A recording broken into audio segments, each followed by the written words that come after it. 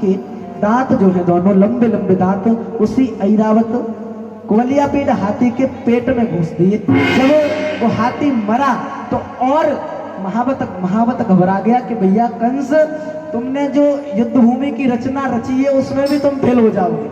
क्यों? क्योंकि इतना विशाल शरीर वाला हाथी है, इससे कुछ नहीं बिगड़ा इस कृष्ण का, तो तुम क्या बिगाड़ सकते हो। आज भगवान उस युद्ध भूमि का पता पहुंचे, सारे लोग ब्रज से आए हुए देख रहे हैं कौन किस तरह से युद्ध लड़ रहा है। मल्ल युद्ध चल रहा है, कबड्डी चल रही है।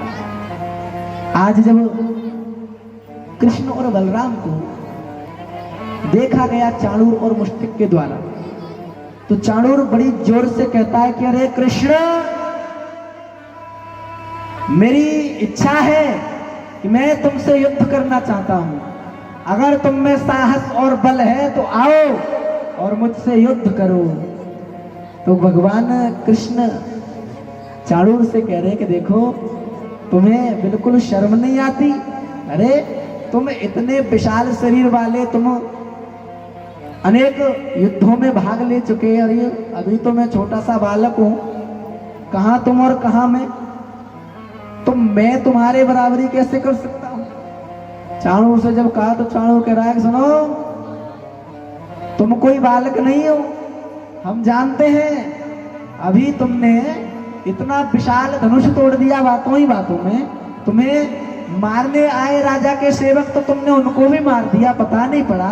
रास्ते में कुवलियापीड़ हाथी मिला जिसका बल 10,000 हाथियों का है, उसको तुमने मार दिया। तुम यहां आकर हमसे कहते हो कि हम बालक हैं। अरे तुम बालक तो नहीं हो सकते, इसलिए हम तुमसे कहते हैं यदि साहस है तो आओ। कृष्ण तुम हमसे युद्ध करो, बलराम तुम मुष्टिक से युद्ध करो।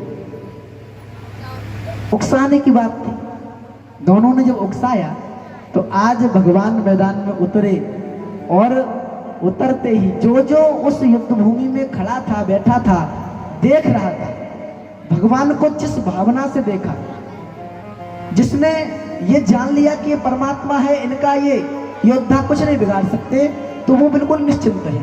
जिन्होंने देखा ये ब्रज का ग्वाला है, नंद बाबा का छोरा है, कन्हैया है, जो ब्रज में गौएं चलाता है, उन्होंने उस दृष्टि से देखा। माताएं देख रही हैं कि बालक है, और इस बालक से, इतने विशाल शरीर वाले इस मुष्टिक से, चाणूर से युद्ध करवा रहे हैं। तो आज वो सारे माताएं उस कंस को कोसने लग जाती हैं। आज जब उन चाणूर और मुष्टिक में युद्ध हुआ तो आज कुछ समय तक भगवान उनके साथ क्रीड़ा कर रहे हैं। क्रीड़ा करते करते भगवान ने कब कहां कैसा घूसा मारा कि उन दोनों के प्राण बाहर निकल गए। आज जब उन दोनों के प्राण बाहर निकले तो शल और तोशल नामक दोनों योद्धा आए।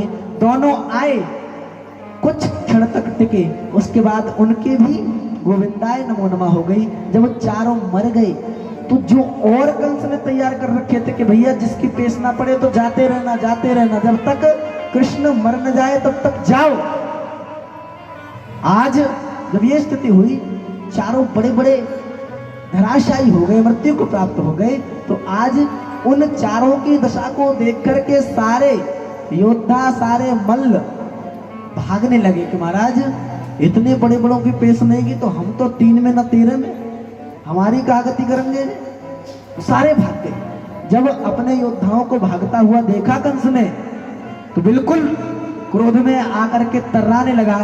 और भगवान की जब विजय हो रही है, तो जब विजय होती है तो धुंधुबिया बजती है, कंस बजते हैं, शंख बजते हैं, बढ़िया नगाड़े बजते हैं, ढोल बजते हैं। तो जब इस प्रकार के वादन यंत्र बज रहे थे तो आज कंस इस वादन से दुखी हो जाता है, क्रोधित हो जाता है, और उसको रोकने के लिए आज पुकार उठता है कि तुम इस वादन को बंद क्यों नहीं करते हो।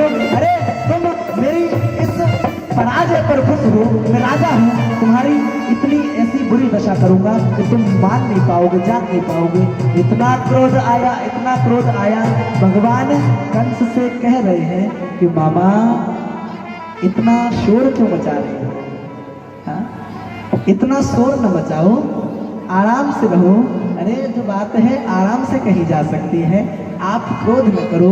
आज जैसे ही भगवान को मारने के लिए कंस अपने सिंहासन से उठा तो भगवान ने तुरंत आज कंस के केशों को पकड़ा और सिंहासन से जैसे ही नीचे पटका, भगवान उसकी छाती पर कूदने वाले हैं, स्पर्श न हुआ उससे पहले ही भगवान के स्वरूप में उस कंस को काल दिखा और काल दिखते ही कंस के प्राण बाहर निकल आए। आज कंस जब मृत्यु को प्राप्त हुआ तो कंस के 8 भाई हुए। उन 8 भाइयों ने भगवान पर प्रहार किया, लेकिन किसी की पेश न गई। आज भगवान उस कंस को मारने के बाद जो राजा उग्रसेन है उनको कारागृह से मुक्त कराया और अपने पिता माता देवकी और वसुदेव जी जो कंस के द्वारा कारागृह में पूर्व से बंद हैं उनको बाहर निकाला। आज भगवान उग्रसेन को पूरी मथुरा का राज्य देते हैं। जो कंस के भय से भाग चुके थे ब्रज को छोड़ करके भगवान सबको बुला लिए और आज देवकी और वसुदेव जी भगवान का सुंदर संस्कार कराते हैं और भगवान उज्जैन में अध्ययन करने के लिए पहुंचे और जब वहां पहुंचे तो केवल 64 दिन रहे और 64 दिन में 64 विद्याओं को उन्होंने ग्रहण किया। आज भगवान अपने गुरु सांदीपनि मुनि को, उन्हीं का पुत्र जो प्रभास क्षेत्र में समुद्र में खो गया था, आज गुरु दक्षिणा में उनका पुत्र लौटाया और भगवान जब मथुरा आ गए, मथुरा में आकर के भगवान अपने उस ब्रजमंडल की याद करने लगे और जब अपने ब्रज की याद आई तो उन भगवान के सखा हैं, बृहस्पति के शिष्य हैं जिनका नाम है ऊधो। ऊधो जी भगवान के पास आए और भगवान से कहा